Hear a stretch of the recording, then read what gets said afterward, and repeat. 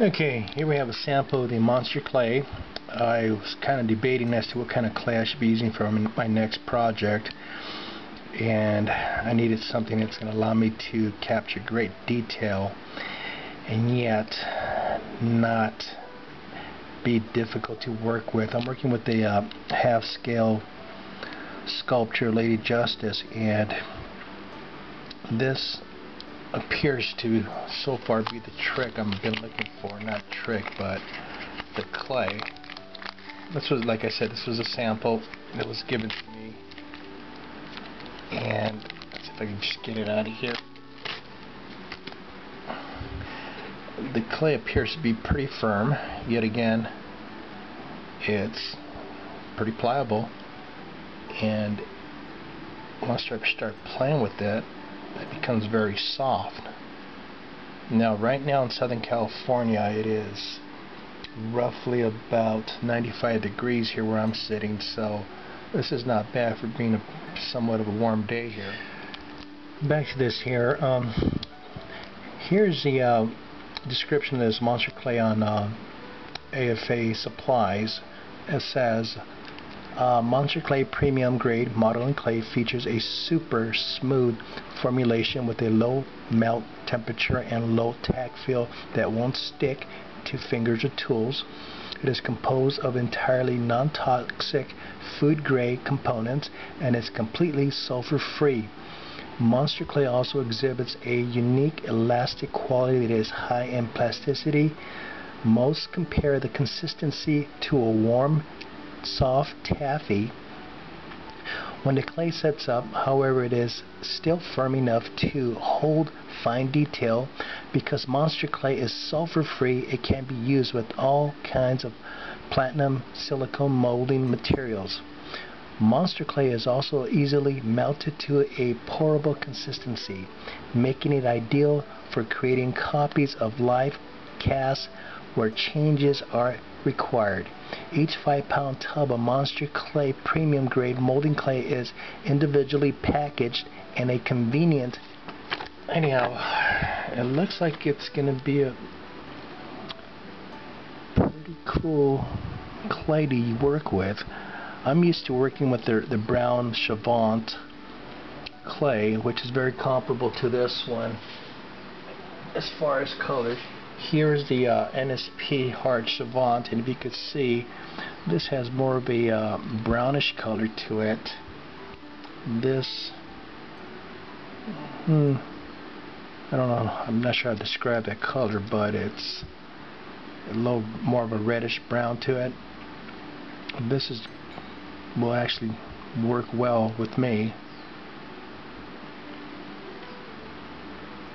And as far as cost, you just have to do the math on that one. These bricks come in 2-pounders. This, you'll get it in 5-pound tubs.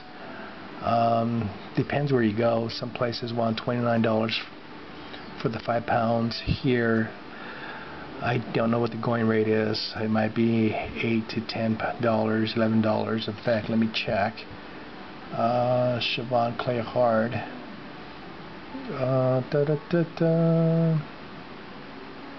Okay, AFA Supplies are selling it by a quarter case, so $44.99 for 4 of these here. So if you do the math, divide that by 4, you're roughly looking at $11.25 per brick if you do the breakdown.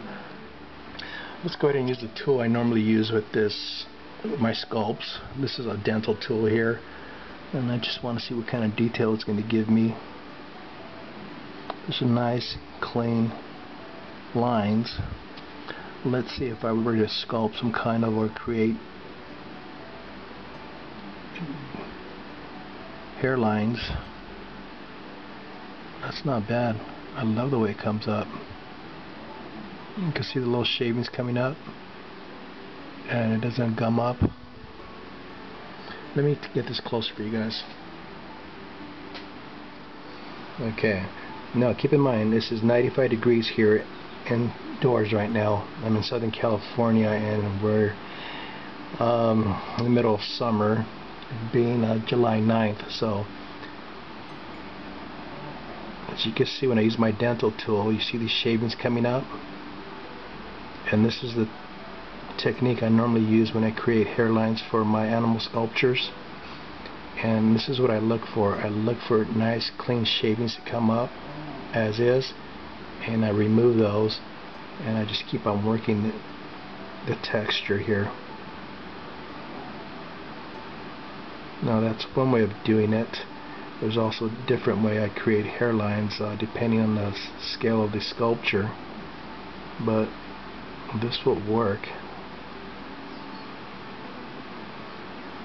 And the reason I'm switching over to this clay is because, as much as I love the Chavant Hard, oh god, it is a bear to work with, very time consuming, since I constantly have to be working with the heat to soften it up and get back to work. This looks like it'd be a no-brainer.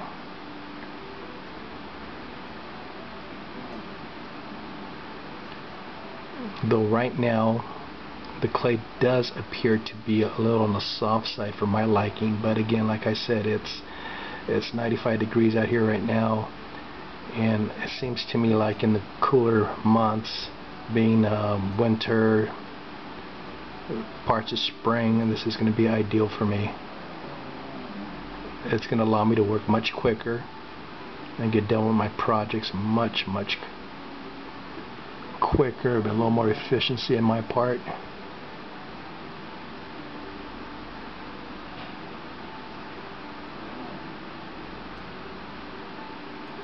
And I wonder if I could take a brush, and when I'm done to this point, and just brush these off. You know, they fall off nicely. They don't adhere to the original piece, which is a big plus. Let's see, let's use my fingers.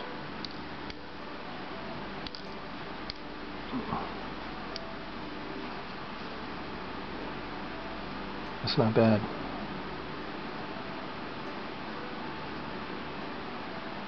And the big plus about this clay here is sulfur free, and that's usually what we look for when we're going to go ahead and create molds that have silicone in them.